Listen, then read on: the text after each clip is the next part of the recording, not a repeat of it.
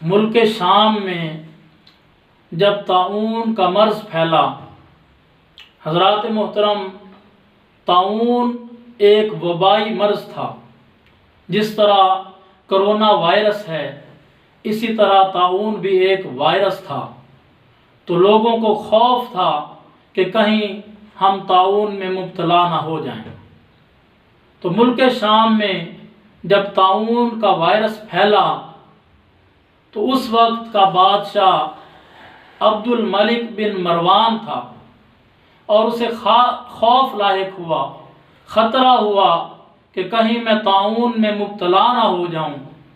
تو وہ رات کے وقت گھوڑے پر سوار ہوا اور اپنا ایک غلام ساتھ لیا، تو ملک شام سے باہر کی طرف روانہ ہوا۔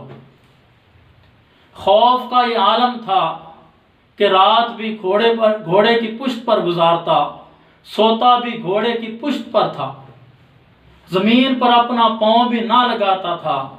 اسے ڈر تھا کہ کہیں وہ طاعون کے مرض میں مبتلا نہ ہو جائے۔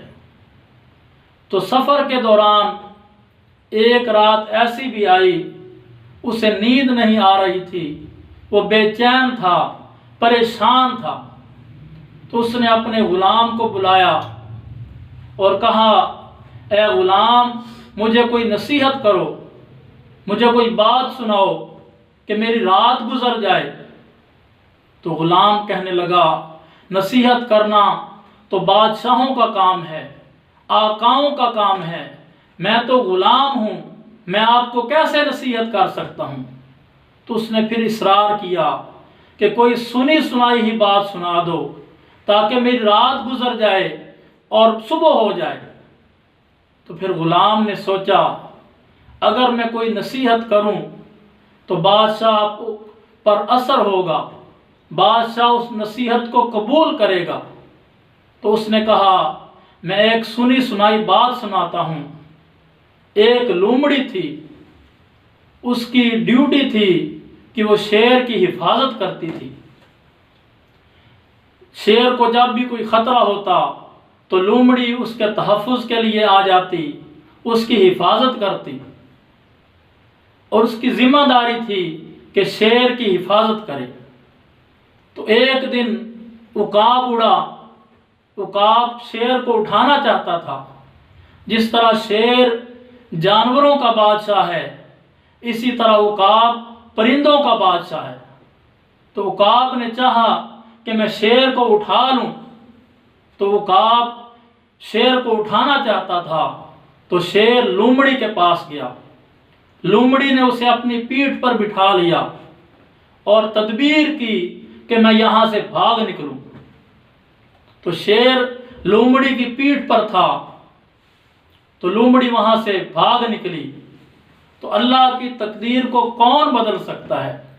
اللہ رب العزت کی تقدیر کا مقابلہ کون کر سکتا ہے؟ عقاب نے جب نیچے نظر دوڑائی تو اسے پھر وہی شیر نظر آیا۔ تو پھر عقاب نے اپنے پنجوں میں دبوچ لیا اور اسے اوپر آسمان کی طرف اٹھا لیا۔ تو لومڑی چیختی تھی، چلا رہی تھی، اے ابو الحارث، یہ شیر کی کنیت ہے، اے ابو الحارث، اگر کوئی زمین کی طرف سے کوئی جانور تجھ پر حملہ کرتا تو میں تیری حفاظت کرتی تھی۔ یہ جانور، یہ حملہ آسمان سے ہوا ہے، میں آسمانی جانوروں کی، آسمانی پرندوں کی حفاظت نہیں کر سکتی۔ یہ واقعہ سننا ہی تھا کہ بادشاہ کی دنیا بدل گئی۔ بادشاہ سمجھ گیا کہ میرے غلام نے مجھے نصیحت کی ہے۔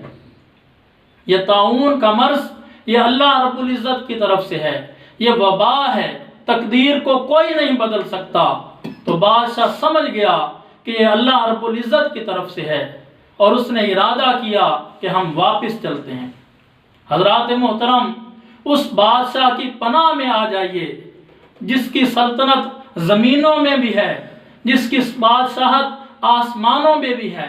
اللہ رب العزت نے قرآن مجید فرقان حمید میں ارشاد فرمایا، للہ ملک السماوات والارض، تمام زمینوں میں بادشاہت بھی اللہ کی ہے اور آسمانوں میں بادشاہت بھی اللہ کی ہے۔ اگر کوئی زمین کی طرف سے کوئی خطرہ آئے گا تو اللہ رب العزت زمین کا بھی بادشاہ ہے۔ اگر آسمان کی طرف سے کوئی وبا آئے گی، کوئی وائرس آئے گا، جس طرح کرونا وائرس ہے، کوئی وائرس آئے گا، تو آسمانوں کا بادشاہ بھی اللہ ہے۔ تو اگر ہم اللہ رب العزت کی پناہ میں آ جائیں گے، اللہ رب العزت کی عبادت کریں گے، توبہ و استغفار کریں گے، اللہ رب العزت کی بارگاہ میں دعائیں کریں گے، تو اللہ پاک ہمیں زمینی مصیبتوں سے بھی بچائے گا، ہمیں آسمانی آفات سے بھی بچائے گا۔ تو حضرات محترم، اس واقعے کا مطلب یہ ہے، مقصد یہ ہے، بیان کرنے کا مقصد یہ ہے کہ ہمیں کرونا وائرس سے ڈرنا نہیں چاہیے، بلکہ ہمیں یہ سوچنا چاہیے کہ اللہ رب العزت کی طرف سے ہے، یہ قضاء و قدرت کا معاملہ ہے، یہ ایک وبا ہے، اور ہم اللہ رب العزت کی بارگاہ میں جھک جائیں، کیونکہ وہ آسمانوں کا بھی رب ہے، وہ زمینوں کا بھی رب ہے۔ تو اللہ رب العزت ہمیں اس وبا سے چھٹکارا عطا فرمائے گا، اس وائرس سے ہمیں محفوظ فرمائے گا۔ حضرات محترم، حضور علیہ السلام نے ارشاد فرمایا، طاعون مسلمانوں کے لیے یہ رحمت ہے اور کافروں کے لیے یہ عذاب ہے۔ تو اسی طرح یہ ایک وائرس تھا، طاعون اس زمانے میں ایک وائرس تھا، تو کرونا وائرس بھی ایک وائرس ہے، یہ بھی مسلمانوں کے لیے رحمت ہے اور کافروں کے لیے عذاب ہے۔